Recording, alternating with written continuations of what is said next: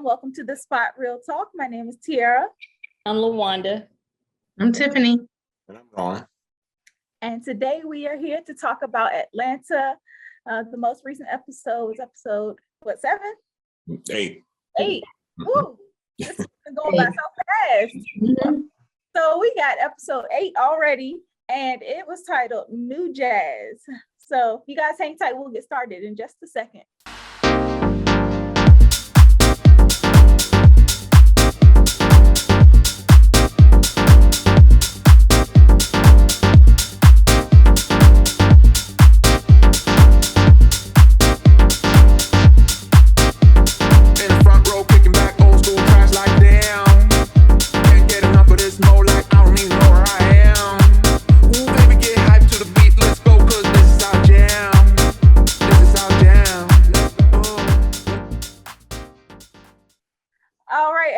Welcome back.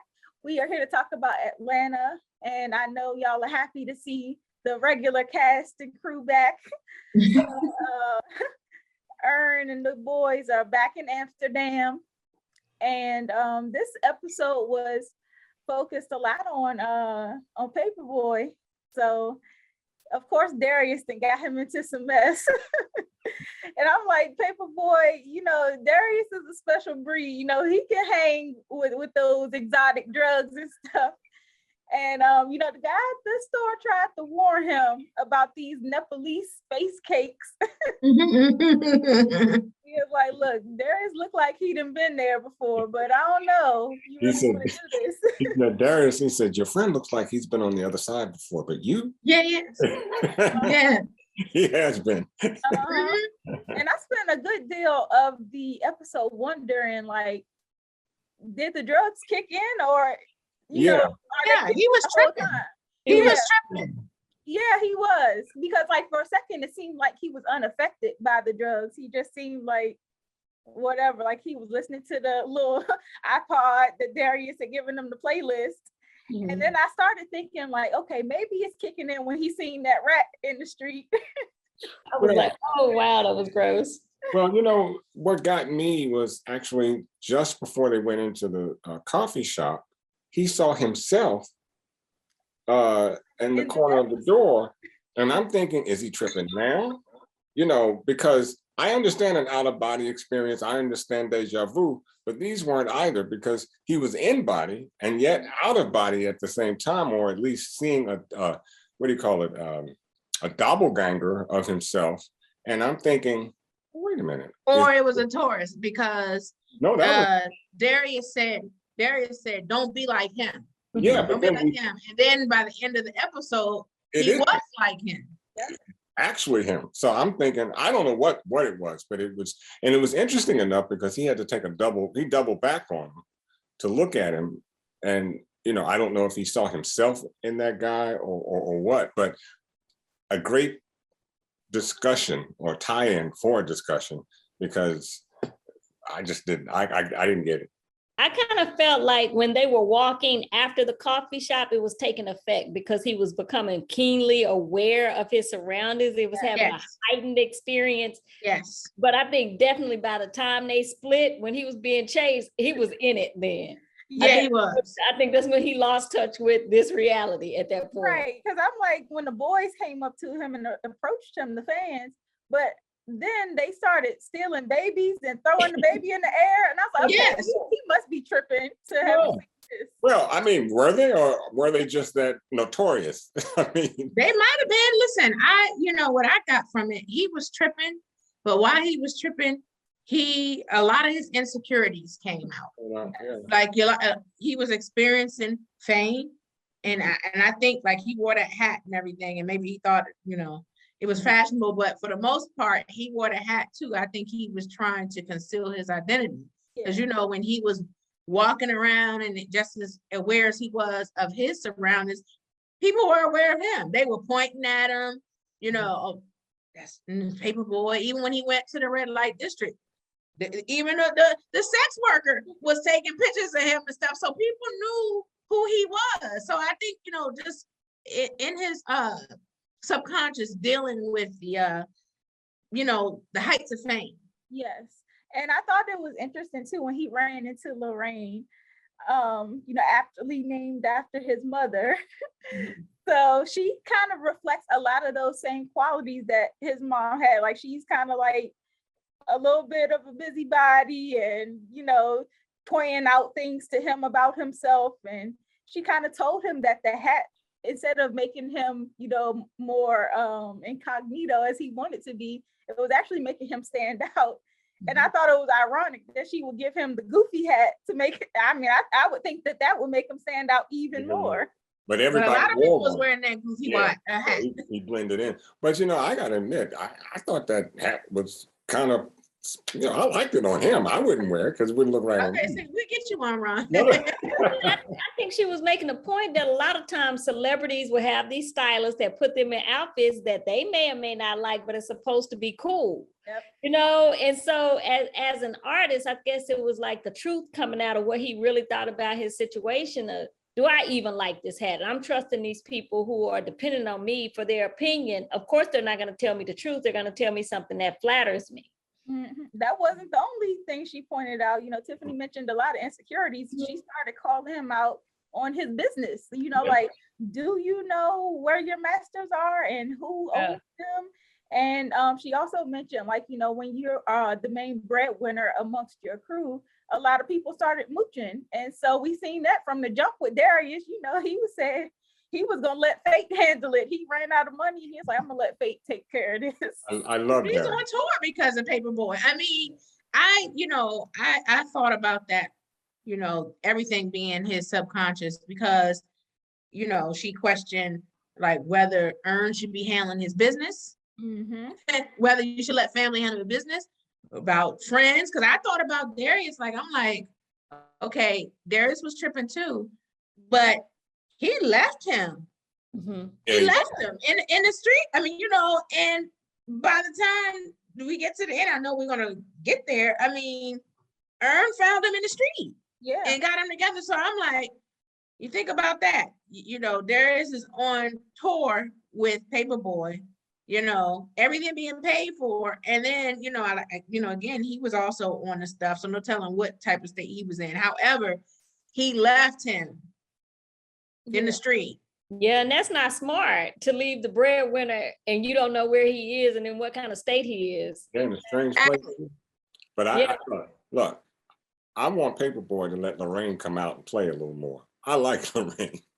She's strange. Okay, she's a real strange character. But I like Lorraine, and I think she's good for Paper Boi. So let her come out. She's real. This is the thing I thought of it, and I was reading some things online. I thought about that because Lorraine was his mom. I mean, and this episode kind of reminded me of Paper Boi's episode in season 2, the Woods episode. And in that episode, he was accosted by some teenage boys who acted like fans, and then when he embraced them, they jumped him and stuff, which shows why he was hesitant when he saw those so-called fans in Amsterdam that was calling him too. But during that time, I think his mother had passed on that time, and I think even this time in Amsterdam, I think it's like the anniversary of her passing. So he was already kind of in a depressive state, I believe. And so I think, thinking about his mom and everything, I think Lorraine is a figment of his imagination, of his mom. These are things that, in his head and what his mom would probably have said to him. He even said as much. She was like, you should be so happy to have me. She was like, I'm like an angel for you. Like she said something along those lines. And so I was like, okay, I wonder if, she really does not exist and that really is just in his head. They showed that frame of him sitting with that couple, and she had just disappeared. She wasn't there. Exactly. That's why I said I don't think she was really there, because that's when when he was in the bed and Earn, when he asked Earn, "Where's Lorraine?" and Earn was like, "Your mom?" Right. So I was just like, yeah, I think that might have been him tripping off the stuff, and Lorraine might have been his own insecurity speaking to him. Yeah, I think so too. That's some weird stuff, man. I'm telling you, because you're in another world, but you think you're in your own environment, and I don't know if I want to take that trip. Well, that's what dude tried to warn him. They did. I Yeah. warned. Yeah, that's what they be saying about those edibles. Like you really don't think that they hit, but when they hit, they hit. Mm. Even the smallest piece. So to have a whole space cake or whatever you want to call it, I mean, I know he was going through it. I don't know, because even when he walked into the different settings, like he looked like he ran into a house, but it might have been like, so it looked like maybe the one she was screaming and crying at first, and I was like, well, is this somebody? It was a museum. Yeah, Because it was like, But it looked like he walked into her doing like a one-act show or something. Yeah, exactly. I thought it was. Yeah. And That's then- what he it looked kept like. like interrupting her. I thought it was You know, hilarious. but I thought it was some sort of horror No. environment though. Because that cry that she had, I've heard on a whole bunch of horror shows. So if I were he, I'd have got the hell out of there, because I'm thinking this ain't it right here. This woman is an entity. So I got to get up out of here. Mhm. And so Lorraine is kind of like navigating him around. Like she seems like she's just dragging him through all of these different places. And each place they go, like he seems to be losing track of whether it's day or night. Like it seemed like it's going by like so quickly. Because then she takes him into the cancel club. Mm. I thought that was hilarious. That was hilarious. And he gets introduced as New Jazz. Mm-hmm. So I was trying to figure out like what's the significance of this New Jazz name. It kind of goes back to what she said, because if you look in if you remember in the museum scene, there's a lady in the background. It's a white lady playing the saxophone. Mm-hmm. So I think that's a commentary about how jazz has been co-opted. And so if she's calling him New Jazz, I want to say at the end she called him white. She was basically saying, yeah. So I think that's what she was getting at. And jazz is highly respected in Amsterdam, and so I could see the tie-in. But I really like when he was at the bar with Neeson. That was hilarious. That was Yeah, that was. They That do was. such a good job of tying in these Yes. different characters that have had, things that resonate with the current episode, because it's all about they're in the cancel club, and Liam Neeson was canceled for his comments. And Well, he wasn't really canceled because he's still working. right. He might be canceled by Point. us. I was about to say, I think that's part of the point, because a lot of that conversation was surrounding like the racist comments that he made, and then him being so-called canceled. But his commentary to Al, he was pretty much saying like, when you're white, you don't get canceled. We don't have to learn anything from our Yeah, mistakes. we're not doing anything. I was like, And that was bold. It's straightforward and bold, but it's true. But it's true. It's true. But it was interesting too that, if you're making a comment that offends a group of people, your apology to one person in the group does not necessarily absolve you for the group. I thought that was interesting too. Right. But like he said, it didn't matter. Yeah. Right. It didn't. And Socks foreshadowed Liam, because when he was in there, he was like the white Liam Neeson. So he foreshadowed him coming. I was like, oh, they really got him in here. Yeah, and I was surprised that like, I was kind of saying, well, like you don't feel that way about Black people anymore, right? And he was like, no, I still can't stand a lot of y'all. He said, y'all try to cancel me. I was like, okay, I don't know whether to laugh or not, because that was a real controversy. So It was a real controversy, and I think that's why he's in, I addressing think it. that's a real response too, though, right? That's why I had to sell my Taken DVDs. Oh, see. I sold them for pennies on the dollar. I mean, whatever I can get. I think I got 12 cents for them. So. So that was hilarious to me. And then of course he gets put on the spot and almost has to perform in front of this crowd of people in the cancel club. And before he has to, Lorraine gets him up out of there. And she seems to bring a lot of people through. And a lot of her friends were commenting on that, saying, like she brings a lot of celebrities and rappers. A lot of rappers. Yeah, and I was like, so that's some commentary on like the rappers that get canceled too. She's bringing them to the cancel club. Well, she said her apartment is 106 in Park. They call her apartment. Yeah, so it was like a lot of funny little tidbits throughout the episode. And then of course, by the time that they get out into the street, he's kind of arguing with her because you mentioned the Woods episode from season 2, and that was an episode where Paper Boi was talking about how he didn't want to change too. Like he wanted to still be able to have some semblance of himself and be a normal person while still being famous or whatever. And that was kind of like, you can't, what? People that are regular don't want their celebrities to be regular like them. But and so, I'm sorry, go ahead. No, I was gonna say, I think Al is still reckoning with the fame of it and still trying to stay true to himself while being famous. I love what Lorraine said. She had a line. She said, everybody's a nobody, but are you nobody to everybody? Mm-hmm. And I'm like, wow, that's deep. It is. Mm-hmm. I wish I was on a trip. I would have really enjoyed that line a little more. But that was What's funny is that this whole topic of him dealing with fame, we just saw Cardi B on social media just this week complaining about fame and everything. So people really like put you under a microscope, and everything you say or do, they pick it apart. And it's difficult when like you are trying to be who you are, but you are taken into these different rooms where people don't come from where you're from. They might not relate to you in the same way. And so like in her case, like saying certain things can get you caught up quickly. This episode really just brought to the forefront, I think, the cancel culture kind of mindset, because it's like, okay, you can say somebody's canceled, but are they really? And so I always I ponder about that, and I'm glad that they bring up these topics. I wish that would have been a bigger part of the episode, like the conversation on cancel culture.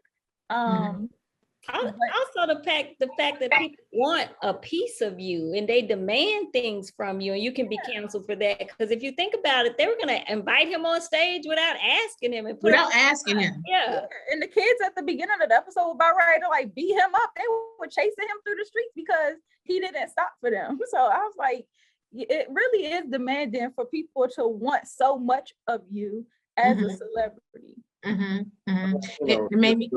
You're in the public's eye, and so the public thinks that you belong to them. But I also think it also shows how fragile we are as people. And I'm not talking about just Black people. I'm talking about people in general, because we all want to be liked. And when you put your work out there, you want your work to be taken, for the positive. You want people to like your work. But everybody's not going to like your work. I mean, we saw with Dave Chappelle here recently.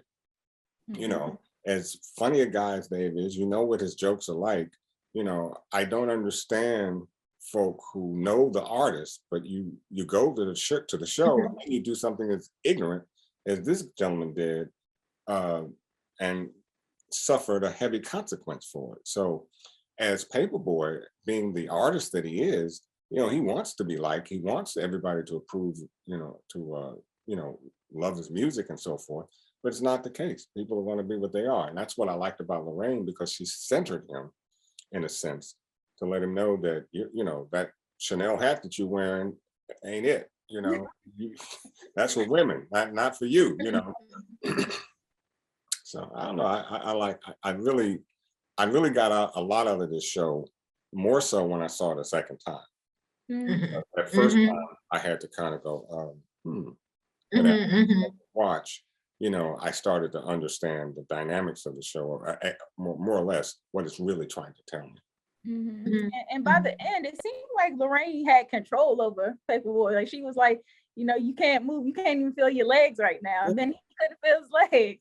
Well, that's why I said that's how you know he was tripping. Yeah. Yeah, it was.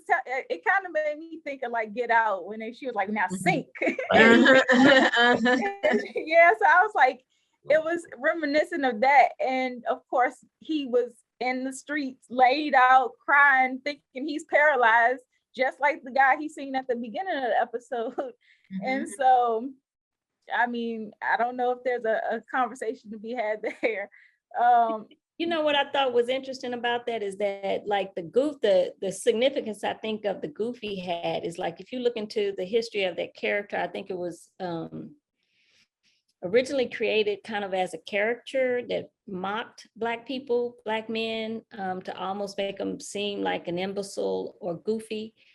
And so I think the significance of putting a hat on for him, or her putting a hat on him, is that if you're an artist and you don't have any knowledge about your business, you wind up being a caricature that people will put you in a box and have you, you know, kind of looking and acting in a certain way, even that's not you, and even that's not what your intent is. In I fact, was about to comment on that too. if you listen to the dialect, if you go back and watch Goofy and listen to his dialect, you know, Black folks were charged of talking like he does, you know. So you're right, Luana, that's good, good analysis there. And I was gonna say, like, could it be that I didn't quite get into the I guess the history behind Goofy, but I thought it was commentary on the fact that if you don't really know your business, and if you are doing drugs and you don't really know the cause and effects of it, then you're gonna end up in the streets looking like a goofy. Yeah, that too. Yeah. You know what?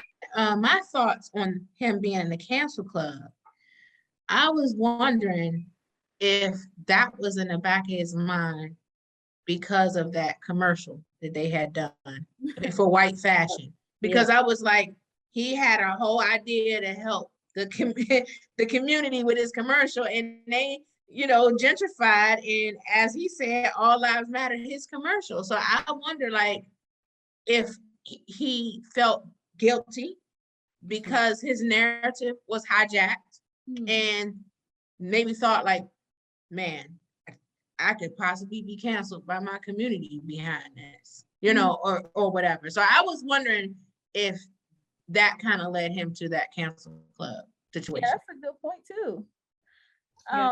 And I was thinking about like how the episode ended with Ern, and he finally did ask him, you know, about his masters. And Ern had taken care of business. He was like, you own your masters. And so that's a far cry from where they started off, where, you know, Ern wasn't really, like, they were scared of leaving the business in his hands. And so the fact that he had really done good by Paper Boi and disproved what was said early on in the episode by Lorraine, I just was like, you know, that worked out well. You know, sometimes you can trust your family to do things, and especially Ern, who they've grown together.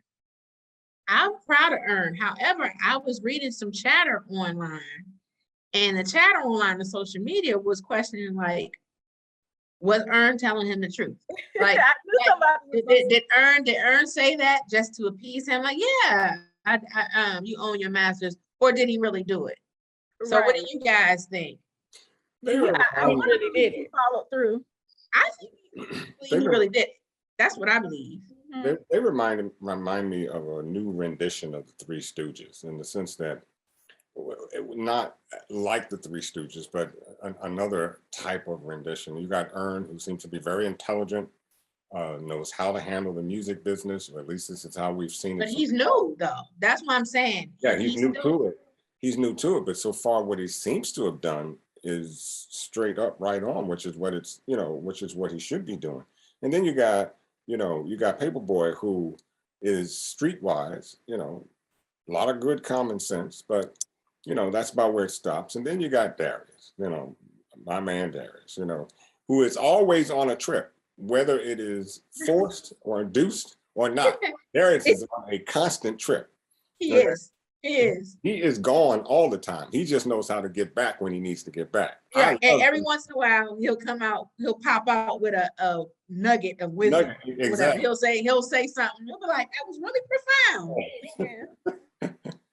That is so I want to believe that Ern took care of business, but I'm glad that the conversation of the music industry and the masters came up, because that's been like a hot topic for like the past recent years. Because we know a lot of new artists and even seasoned artists in the past have gotten swindled in these horrible record deals, and they don't own their masters. They pretty much don't own their own art at all. So I'm glad that Lorraine pointed that out too. You know, I mean, and even the name masters, like, that's the original copy, and then of course everything else from the masters created slave copies. Yeah, it's called a slave. Yeah. But you know, it so- also says to these rappers out here who are putting out stuff, they're, throwing out stuff, they doing something every week or 2 or 3 or 4. Do you know the business behind what you're doing? And I think that was a clear warning for most of them. Hey, check your business acumen, because you need to know these things before you wind up broke.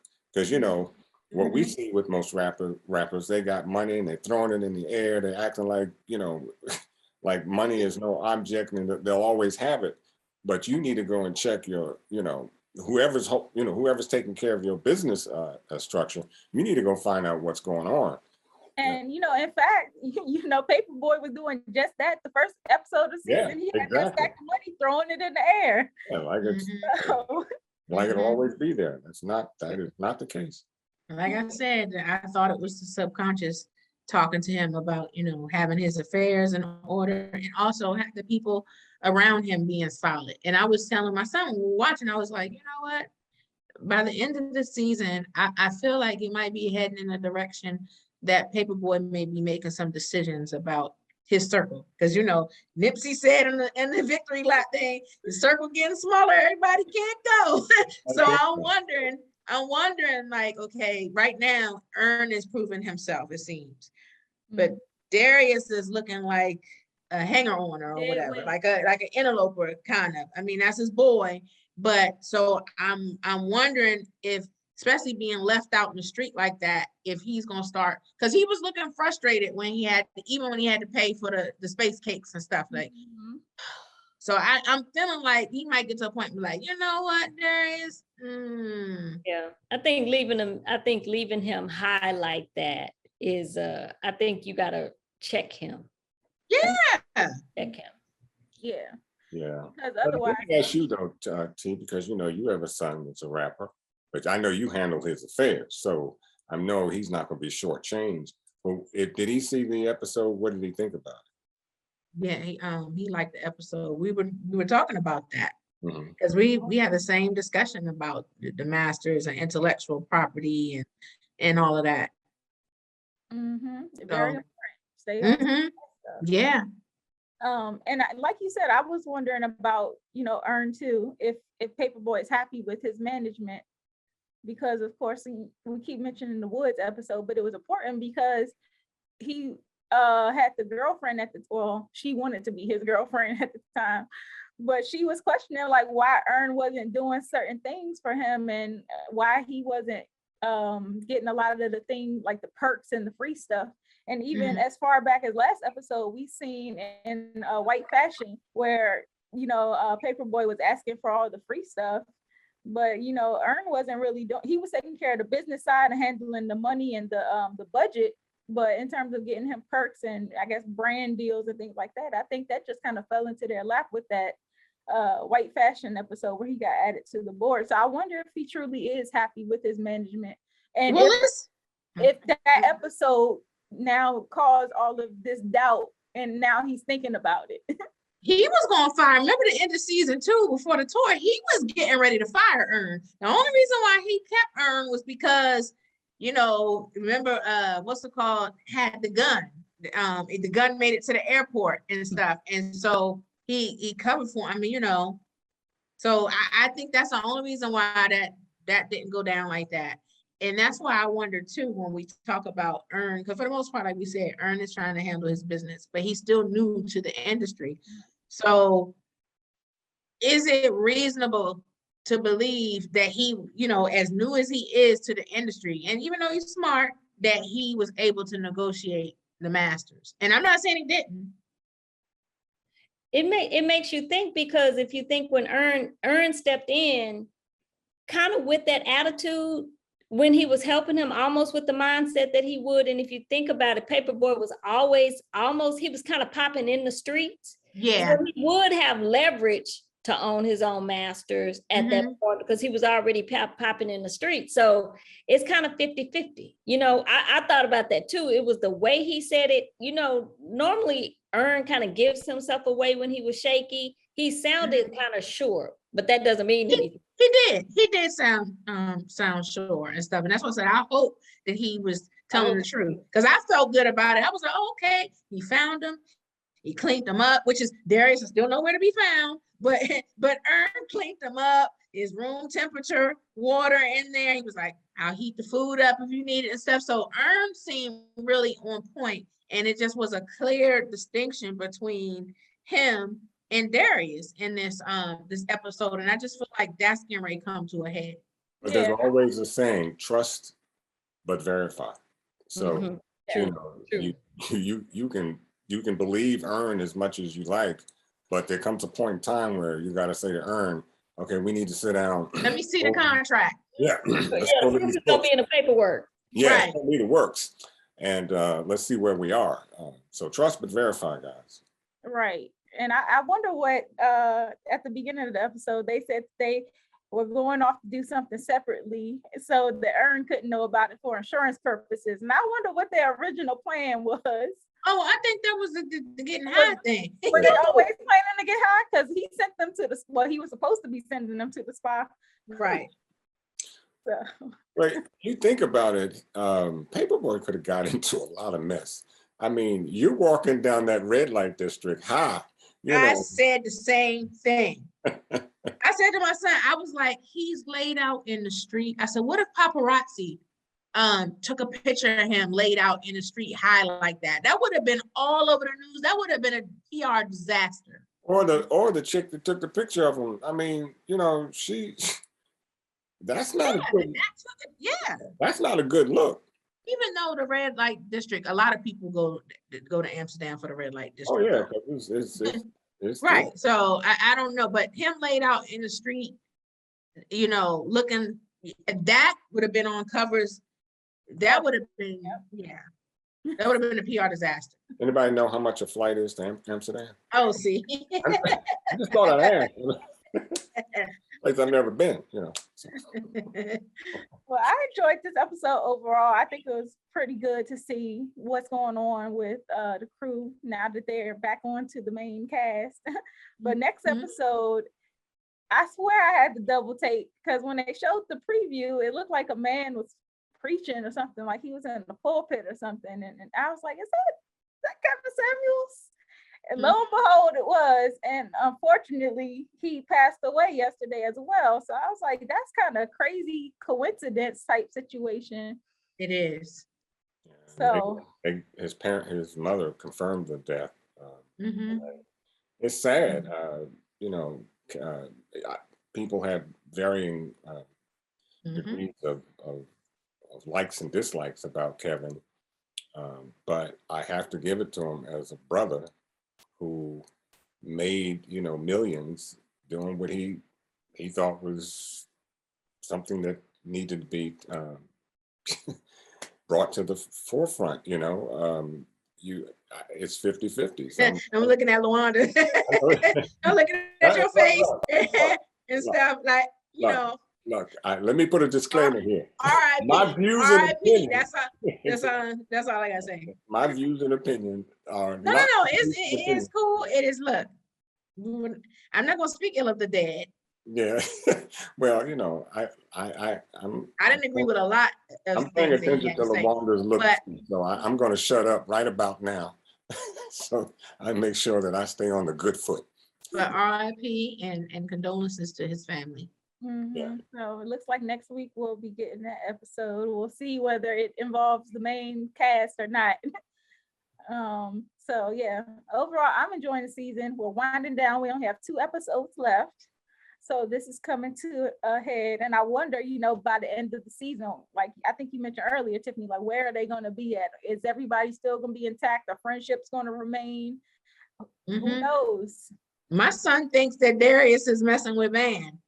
So if it's one thing, if Darius left Paper Boi out in the street high, and if that is true, I don't know if that's true or not, but if he also is messing with Van, he done violated on 2 fronts.